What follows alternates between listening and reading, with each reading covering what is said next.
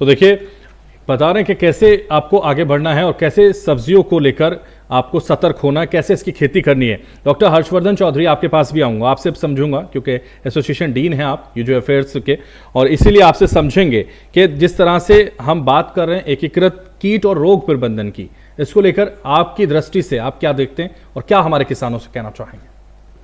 जी हाँ, बिल्कुल, आपने आज सही टॉपिक पे आपने ये रखा है, जिसमें जो भी हमारे मित्र लोग इसको सुन रहे हैं, मैं भी उनसे यही कहना चाहूँगा, खास करके जब हम सब्जी की बात करते हैं तो सब्जी में कई सारी सब्जियां ऐसी होती हैं जिसको हम कच्ची सब्जी के रूप में भी खाते हैं, और कई लोग इसीलिए परहेज करते हैं आजकल कच्ची सब्जी खाना, क्योंकि उनको एक डर लगता है, उनको एक भय लगता है कि ये जो सब्जी उगाई गई है, इसका जो उत्पाद है, ये सुरक्षित है या सुरक्षित नहीं है। तो सब्जी के केस में सबसे पहली जो प्राथमिकता है कि जो भी हम सब्जी का उत्पादन करें वो सुरक्षित सब्जी होनी चाहिए जो हमारे उपभोक्ताओं को मिले। और सब्जी सुरक्षित तभी होगी जब हम समेकित रोग या कीट प्रबंधन या एकीकृत रोग या कीट प्रबंधन का हम प्रयोग करेंगे। इसके लिए जैसा कि अभी डॉक्टर साहब बता रहे थे कि हमें शुरुआत से ही, पहला मैं ये कहना चाहूंगा, जैसे जब हम नर्सरी का प्रबंधन करते हैं, क्योंकि तमाम जो सब्जी फसलें लगती हैं उसमें हम नर्सरी उगाते हैं, फिर उन फसलों को हम खेत में लगाते हैं।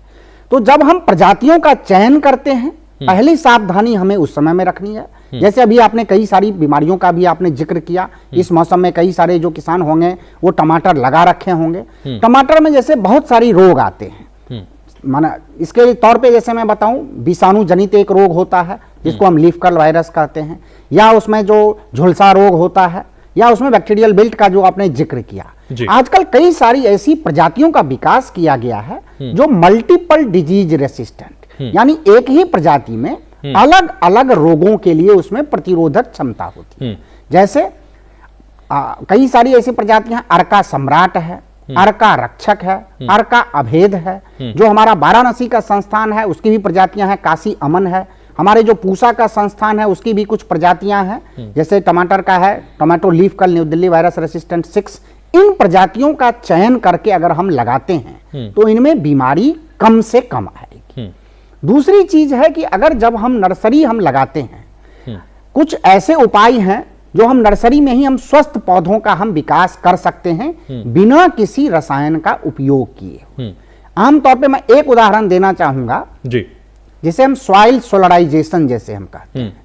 हमको जो भारी गर्मी का जब समय होता है, जैसे मई का महीना है या जून का महीना है, उस समय में जिस एरिया में कम से कम आप नर्सरी लगाते हैं उस एरिया में अगर आप पॉलीथीन, जो सफेद पॉलीथीन चादर जब काफी